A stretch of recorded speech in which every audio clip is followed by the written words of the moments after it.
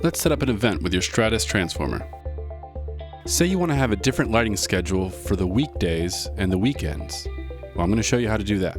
Tap Events, tap the plus next to Landscape Simple. We're going to do a Universal On event.